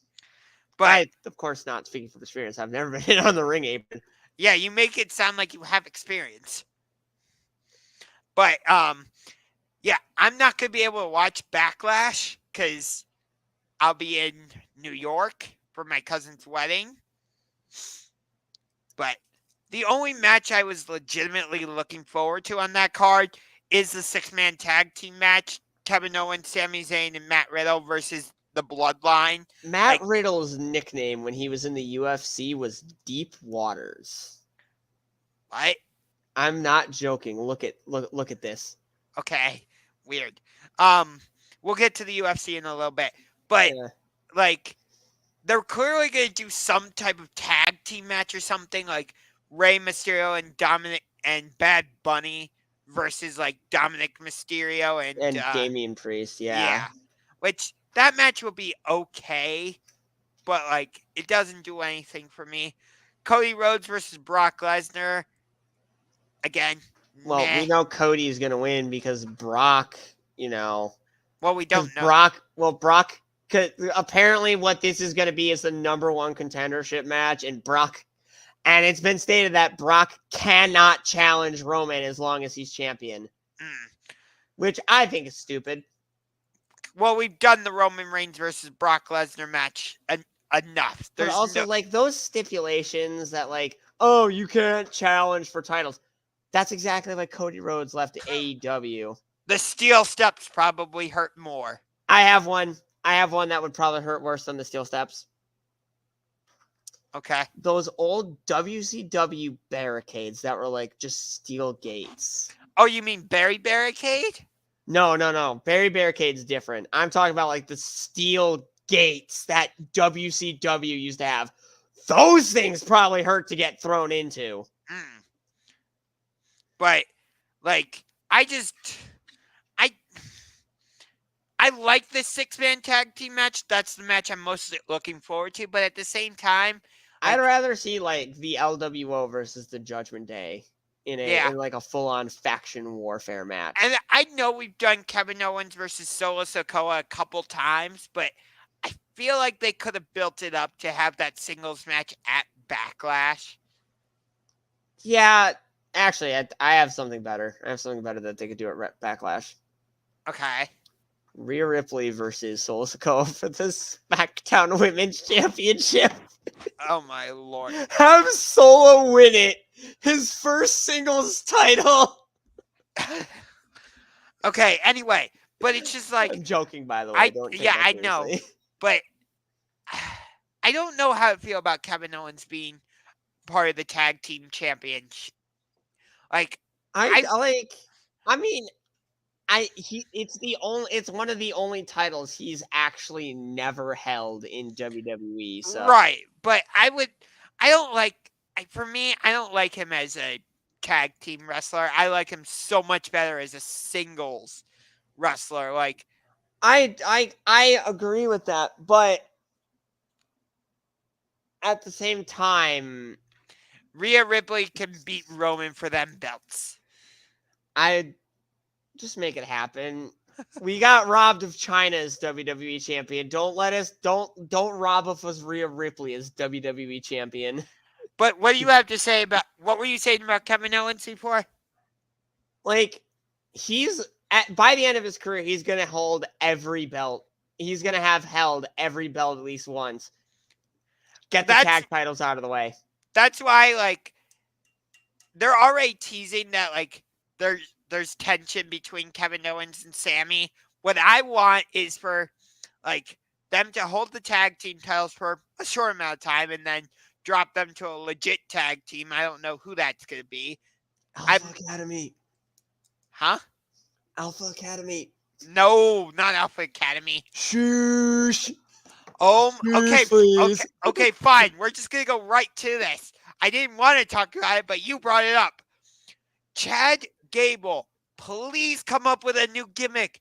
The Alpha Academy character is so stupid now. Like, he's embracing the cringe. I was talking about this on the Discord earlier today. Heels who are cringe and embrace the cringe are great heels. Look at the Jericho Appreciation Society. You'll see my point. Do you want to know what makes Daddy Magic's nipples hard? Sports entertainers. I don't know what they're doing with. And don't forget about former Mr. Money in the Bank, Jake Hager, and his hat. Yeah. He likes that hat. He does. don't know What a what. waste of Jack Swagger, you know? Yeah, I don't know what they're doing with the Jericho Appreciation Society. I guess we'll just transition to Clearly, the JAS is having something with the Acclaimed. well, that and also Adam Cole, because Yeah. Jericho is Adam Cole's first feud back. Yes, which I like that. I like that feud. I think the match, which their match is going to be a Double or Nothing. That match is going to be insane. Oh, absolutely. I mean, it's Chris Jericho and it's Adam Cole. They're two guys who can work, will work, know how to work, and they're going to make it work. I don't think I've ever seen that match. So no, because when Adam Cole was in NXT, Jericho wasn't even in WWE anymore. He was in AEW. No, or New Japan. He was in New Japan when Adam Cole first got to AEW. So, yeah, I want to say they had a match in New Japan. Let me look that up. Let me look it up. Well, either way, I don't remember it, so I'm really looking forward to it. I mean, it's Adam Cole, it's Chris Jericho. It's gonna be a 4 to 5 star banger. Yes. But speaking of Chris Jericho, Ricky Starks beat him at Revolution, and I don't know what we're doing with him. Like, clearly Ricky Starks is doing something with the Bullet Club, but it's just like, I feel like they had, like, the momentum was all there for Ricky Starks.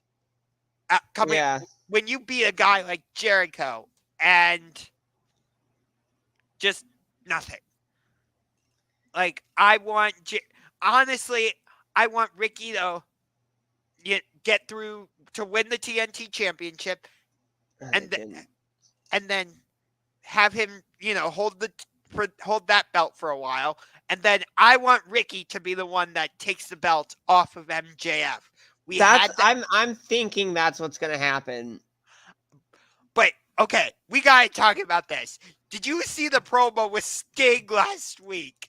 And I have a fever, and the only cure is more pom poms. That was one of the best promo. That was the first time I've ever heard Sting talk more than like a word. Wait, did you hear what he said though? Cody. He said Cody Care, or like he mentioned Cody Daycare or something. I said Cody. I said Cody. And that was all on purpose. Like, oh my God, Sting, you're an icon. Like, Triple H ain't gonna be happy though, because Triple H and Sting have beef. Yes, they had a match at WrestleMania 31, I believe it was. Who won that match? Triple H. Of course he did. The NWO came out during that match. Oh God. I forget who the other faction was that came out during that match. Was it the Authority? Authorita? No. Respect our Authorita. They do that at LA Kings games. They have Cartman come up on the Jumbotron. Oh, they've been doing that for years. I would love to go to an LA Kings game just to see that. Yeah. Like, but anyway, so yeah, Jeff Hardy is back. Yeah. And this time he didn't dance before getting to the ring to save his brother. No, because we're doing a chair with his face on it. Yes. Because, like, Matt Hardy is caught up in this storyline where he made Ethan Page sign a contract where when Ethan lost to Hook, Matt Hardy and Private Party were no longer part of the firm, but they're still going to have a match anyway, where the stipulation is if Matt and Private Party win, then I don't know. they're gonna be relinquished to their contracts with the firm. Yes, but I would like to see it as like, okay, so you take 4 guys from the firm, then you have Matt, Jeff, and Private Party. It's Matt, Jeff, Hook, and Isaiah Oh, Casper. yeah, because Mark Quinn is still injured. Oh, that's what it is. Yeah, And, Mark Quinn has been injured for a while. And it's going to be against Ethan, Stokely, Lee Moriarty, Big Bill in an ultimate deletion. Ooh. At the Hardy. This is at Double or Nothing? I don't know, but it's going to be at the Hardy compound. Cameron Grimes is going to show up. He actually was trained by Matt and Jeff, Cameron Grimes was. To the moon. Yep. Okay, so we got that stuff out of the way. Why is AEW possibly bringing in okay, I shouldn't be asking this question, but I'm going to anyway. Best in the world, baby! CM Punk! CM Punk! CM Punk! Yes, AEW is making a 3rd show called Saturday Night Collision, and according to reports, the featured star of that show is going to be one Phil Brooks, a.k.a. the best in the world, CM Punk. And apparently they're going to be pushing a brand split. Guys that want to work with Punk will go over to Saturday Night Collision. People that do not want to work with Punk are going to be on Dynamite. Congratulations, you made me walk off the show. You feel good about yourself? Hey, I had to do it at least once. Okay, but if they're really going to do this, I literally just explained why it can make sense. Brand split. Okay, but would they make a pay-per-view then, like Survivor Series, where it's?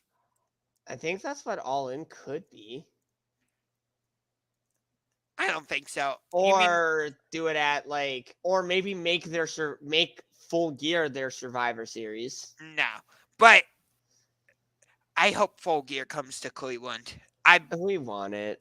Yes. I mean, they're going to be in Pittsburgh this week.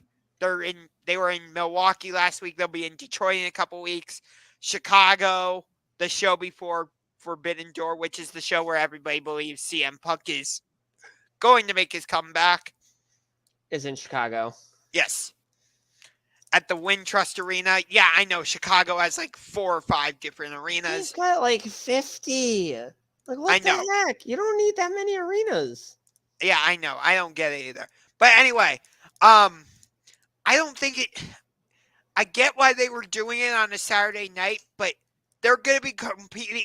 At least they're not doing it at 10, because then they would be competing directly with the UFC pay-per-views. But even still, if you're doing AEW Collision Course or whatever they're going to call it on Saturday Night Collision, they're not competing with anything other than WWE PLEs. No, they're going to be competing with UFC. UFC does their fight nights, and that's when they That is true. That is true. They would be competing directly with the UFC. But they don't always do that kind of stuff. Dude, the UFC usually does their pay-per-view on Saturday night. Well, they don't always do fight nights and pay-per-views. Well, yeah, but UFC 288, that's a fight night. That's not a pay-per-view. I'm sorry. They should make it free, 267? Yes. I don't want, I'm sorry. Aljamain Sterling versus Henry Cejudo, not that interesting. I think it's pretty interesting. If Sterling beats Cejudo, I don't think that makes him the bantamweight GOAT. I would still give that to Dillashaw. I know Sterling defeated Dillashaw, but I would still give it to Dillashaw regardless. It depends. It just depends. I mean, again, like the whole thing is so subjective. Like, you and I agreed on the majority of who we think the GOAT is for each division.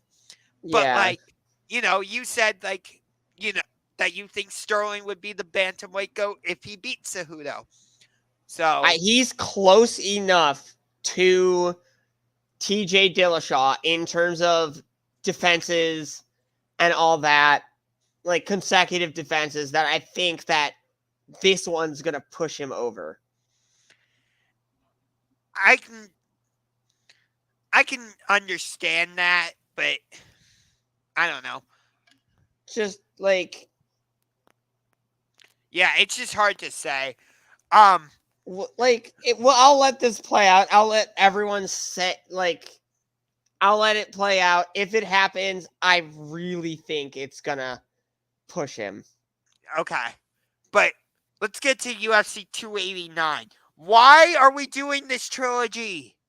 Why? I don't understand it. I don't like it. Like, seriously, they're doing the trilogy between Juliana Pena and Amanda Nunes. Why? Like, it doesn't make sense. It's like we're not some fun of the because we're Nunes is just gonna beat the shit out of her again. yes, like the only reason Pena won that fight the first time around, it was just by dumb luck. I don't It's think because Nunes was sick. Yeah. But she didn't want to, chicken out of the fight. Again, because she have to chicken out of the fight once before? No. Nunes has never been one to pull out of a fight. No, they actually did have to push Pena Nunes back because they were going to do it at an earlier pay-per-view the first time. Oh, yeah, but I think it was Pena who pulled out at that time. No, it was Nunes. It was Nunes. I think Nunes has pulled out one other time. I know one fight. Huh?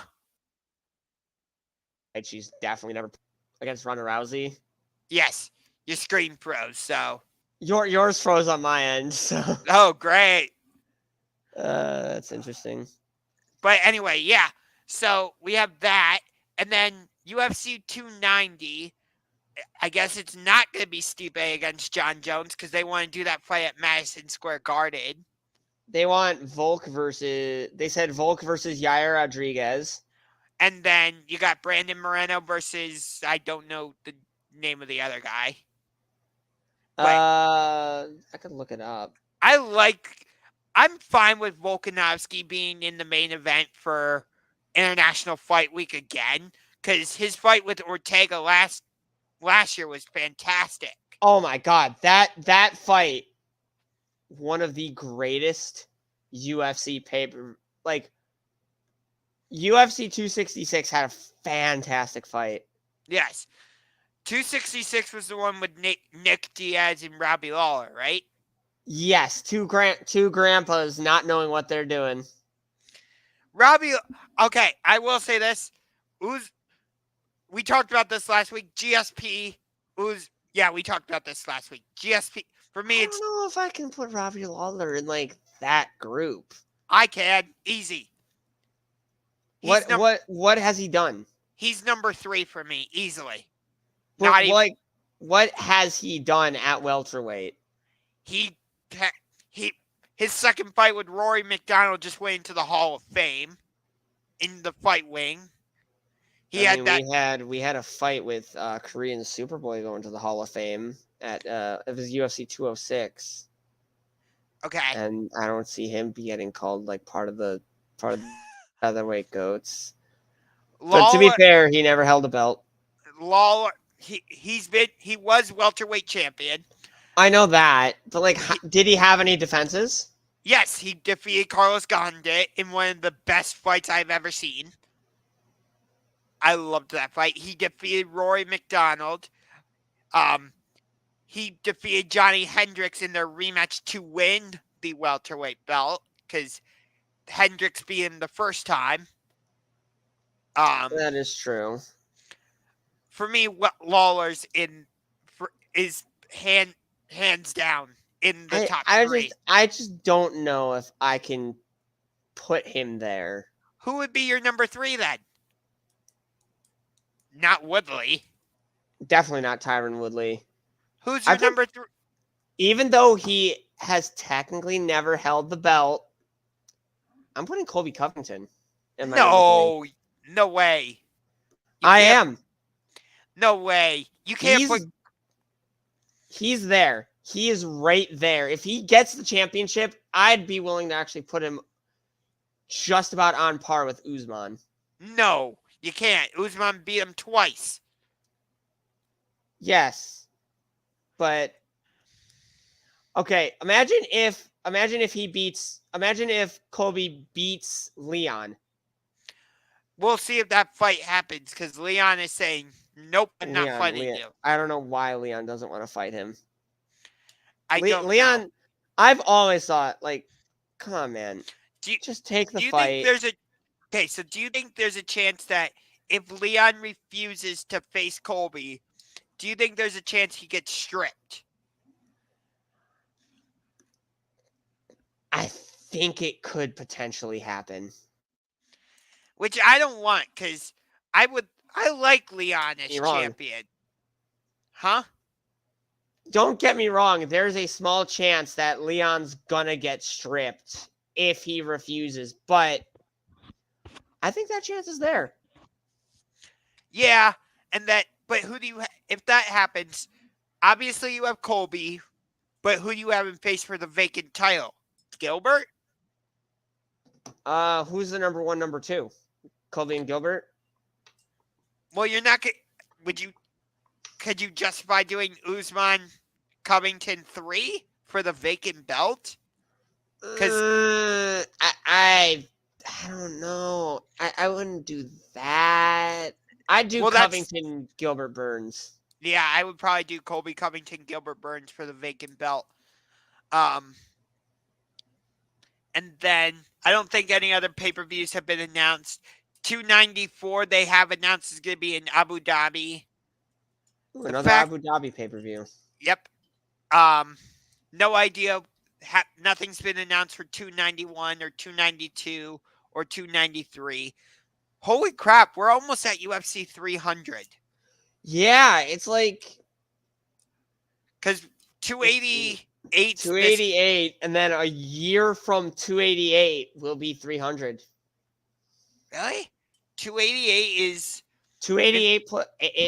think 88 plus 12. Do math. Use a calculator if you need to. Okay, but sometimes they do 2 pay-per-views in 1 month. That's only like every other year, and we just did that this year. Because they only did 1 per month last year. That part is true. But, yeah, who said something the other day that Makhachev's next title defense is against Poirier? I don't think it was confirmed. However, I wouldn't be against it. Like, obviously none of us would be against it because, you know. Yeah, but I would pick Makhachev in that fight. I'd pick Poirier. Like, Khabib already beat Poirier. Khabib would just, like... Oh, Draymond Green is not getting suspended. Oh, boo! Why?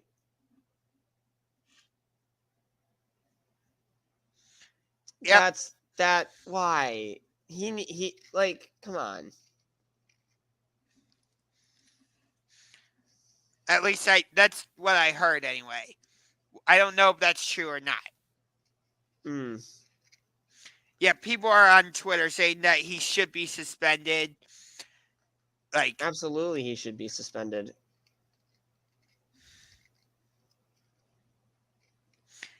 Yeah, people are.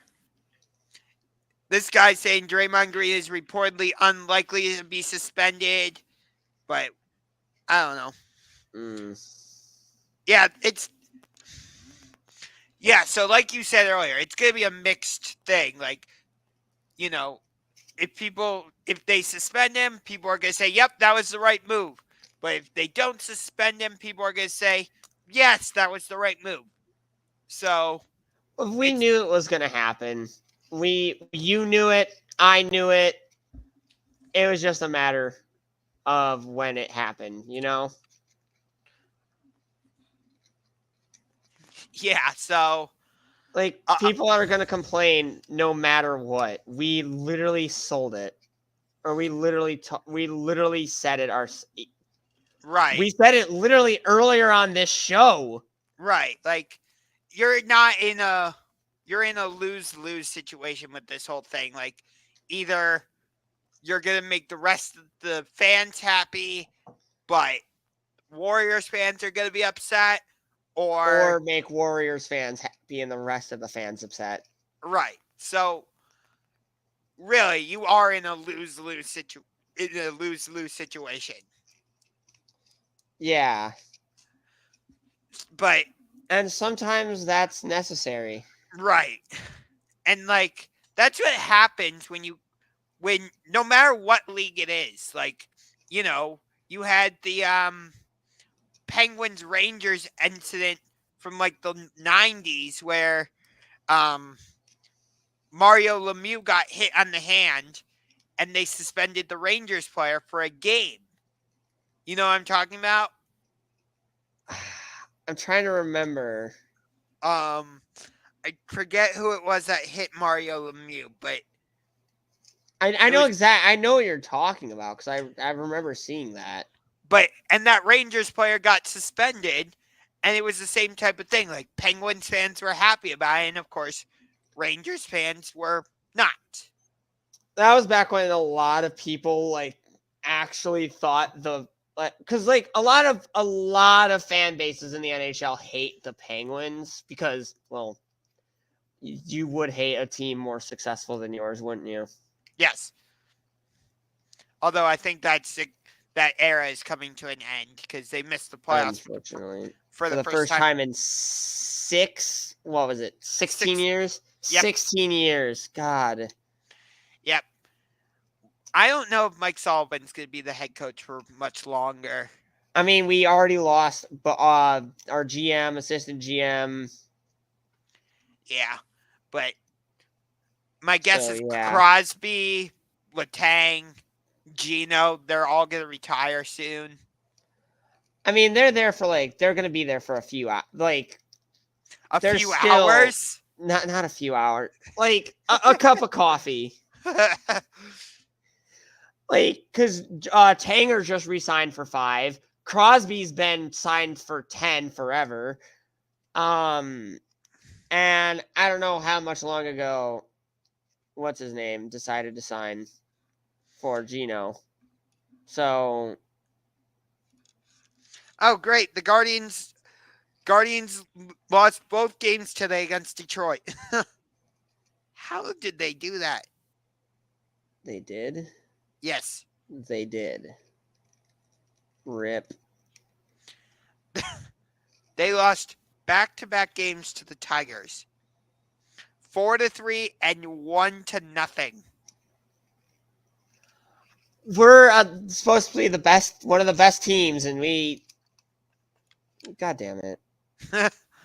Yep. That's the thing.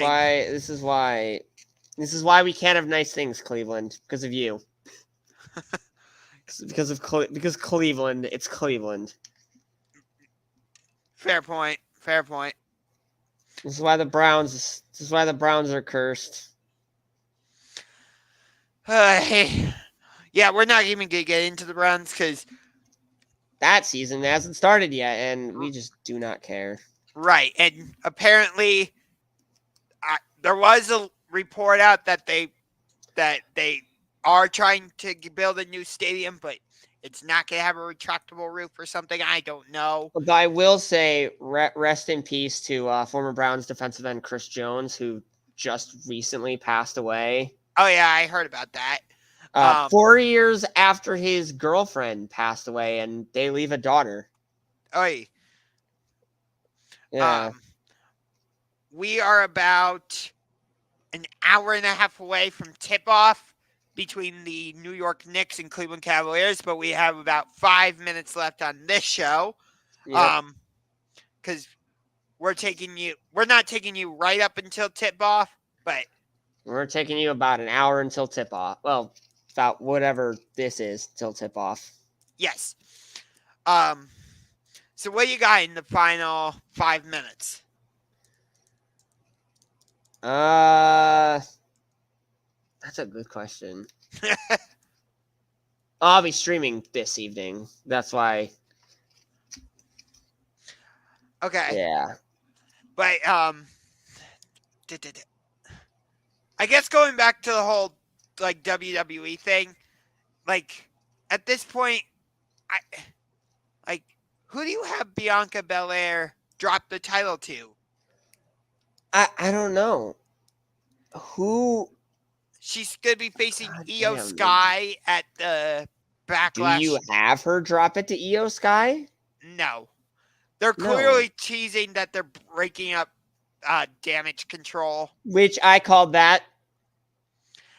Which I'm disappointed about because when the three of them came together at SummerSlam, I thought they were going to be like really like do something and like be a legit faction. And yeah, that just never happened. It's just that because none of the three of them have that sort of charisma. Bailey does, but Dakota Kai and Io Sky just don't. And it's unfortunate. They're both great wrestlers, don't get me wrong, but they don't have that charisma that you need to be well. You know who we haven't seen since WrestleMania? Asuka. True. That is true. But you know who we haven't seen since the Royal Rumble? Ricochet. No, we've seen him. He was part of that tag match at WrestleMania, dummy. Okay, who? I was talking on the women's side. Nia Jax. She doesn't count. Okay, she wasn't in the women's Royal Rumble match. Yes, she was. She came in at number 30. I'm talking about the person I'm talking about. Oh. I missed. I'm talking about Alexa Bliss. Oh. Where has she been? I don't know. More importantly, why has she been? Huh? Precisely. Why has she been missing? I don't. I like Alexa Bliss as much as the next guy. You know she's from Columbus. Yeah, I know she's from Ohio. Did you know that Dana Brooke's from Cleveland? Yes. Which Dana Brooke, we haven't seen her at all. She was in the Royal Rumble match, and that was it. Well, no, she wasn't in the Elimination Chamber. What am I talking about? Yeah, for one of the pregame videos at the Cavs game the other night, they had Miz up on the Jumbotron. There was a sign confiscated at Raw after Mania that was like saying, "Hey, WWE, give Dana Brooke a chance." And apparently Dana Brooke found out about it, and she was pretty upset. Why would she be upset about that? Because the sign was confiscated, telling the WWE creative to give her a chance. Oh. She was upset about the sign being confiscated, not the sign itself. Okay. Because it's funny. What was the sign you and I were talking about making for Monday Night Raw? You were saying something like, "I acknowledge Roman Reigns," and I was going to be like, "I don't know this guy." Oh, right. I acknowledge Roman Reigns is mid. if that counts as some sort of acknowledgement. I don't acknowledge him as anything more than a overpushed, mid, can't win on his own wrestler with heel flunkies. Basically, he's Jinder Mahal. Damn. Yeah, and that's not the first time I made that comparison. Jinder Mahal couldn't win when he was WWE champion without the Sings. Roman Reigns can't win without the Usos. I'm just saying, it's all in the... Think about it. All right, well, that's how we're going to end the show. So we'll figure it out for next week. So we'll either be back at our normal time. We'll have to, I don't know. We'll figure it out. But we'll figure it out. Yes. We usually do. Yes. But we'll see you for our next episode. We'll just end it like that. Don't forget to punch that subscribe button like a UFC fighter. Hit that like button with the Judas effect courtesy of Chris Jericho, and take that notification bell to Suplex City courtesy of the Beast Incarnate, Brock Lesnar. Or you can simply hit the notification bell with the Superman punch courtesy of the Tribal Chief, the head of the table, and